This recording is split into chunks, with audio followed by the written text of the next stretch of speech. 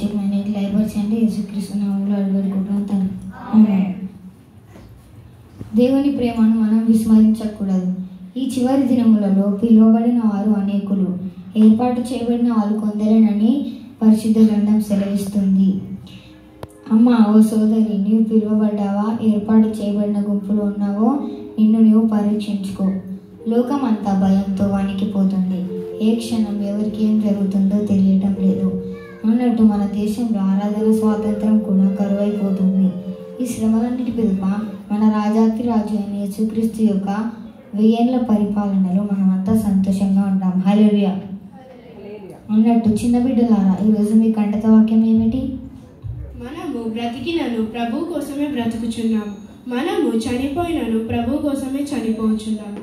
కాబట్టి మనము బ్రతికినను చనిపోయినను ప్రభు వారమై ఉన్నాము.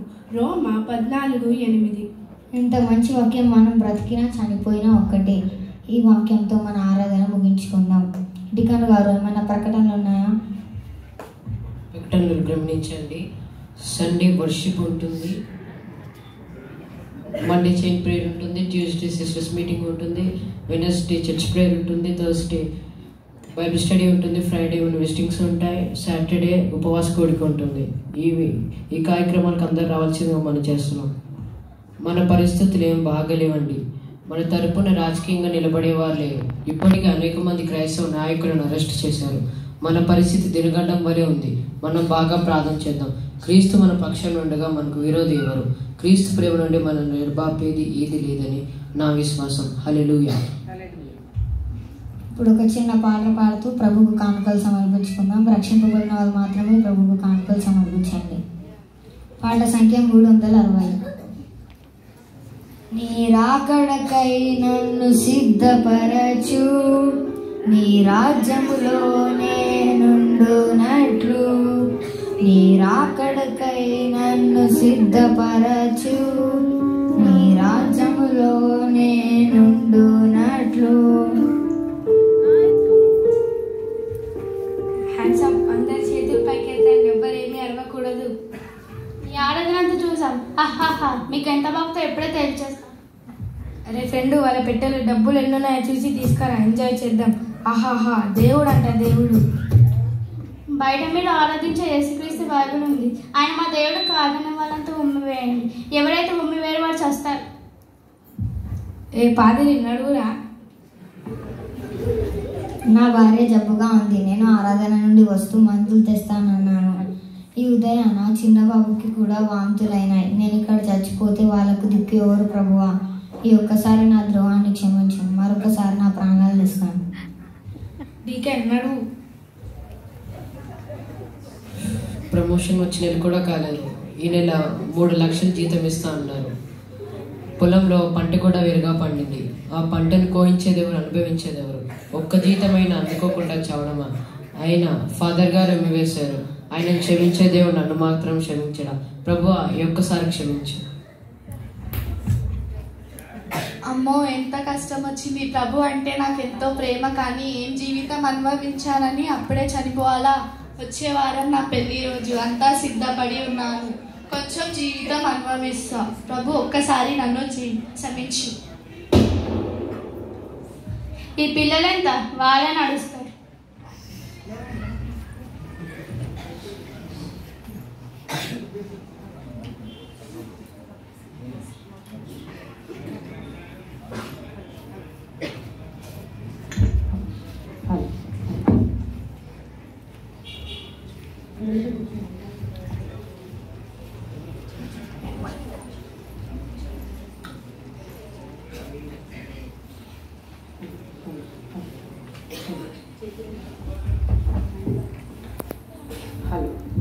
తండ్రి వీరేమి చేయుచున్నారో వీరెరుగరు, వీరిని క్షమించుమనెను.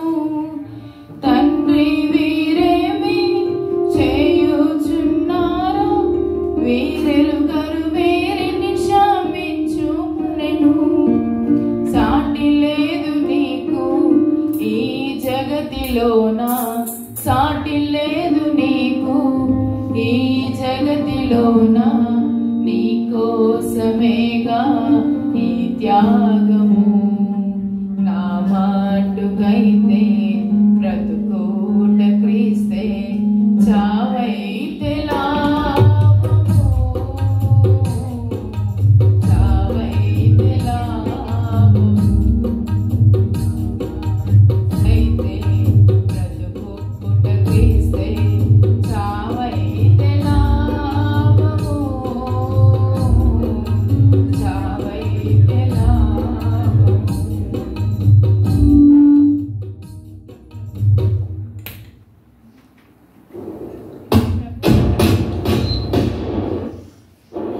నా ప్రభు మీద అందరూ ఉమ్మి వేశారు. ఈరోజు ప్రభు నాతో ఎంత బాగా మాట్లాడారు. ఆయన స్వరం విన్నట్టే ఉంది నాకు. మనము బ్రతికినను ప్రభు కోసమే బ్రతుకుచున్నాము, మనము చనిపోయినను ప్రభు కోసమే చనిపోచున్నాము. కాబట్టి మనము బ్రతికినను చనిపోయినను ప్రభు వారమై ఉన్నాము. ఏ అమ్మాయి, నీవేం చేసినావు నీకు తెలియట్లేదా? మీ సండే స్కూల్ టీచర్ గారు పాస్టర్ గారు ఉమ్మి వేశారు, నువ్వు ఉమ్మి బతుకుతావు. మీరేం చేస్తున్నారో మీకు తెలియడం లేదా? ప్రభు మిమ్మల్ని క్షమించునుగాక. ఆయనే నా రక్షకుడు, మీరు ఆయనను నమ్ముకోండి.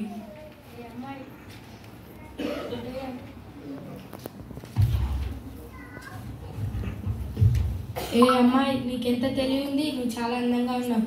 ఒక్కసారి ఆలోచించి నీ జీవితాన్ని కాలదనుకోకు. ఈ అందం ఇంకా ఈ తెలివి అన్నీ ప్రభు ఇచ్చినట్టువే. ఇవన్నీ ప్రభువుకే అంకితం. ప్రభు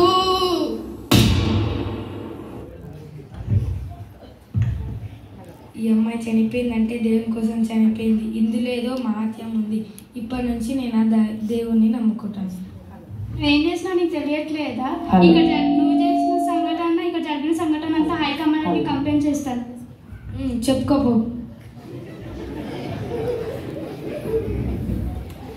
నిలబడగలవా క్రీస్తు కొరకు?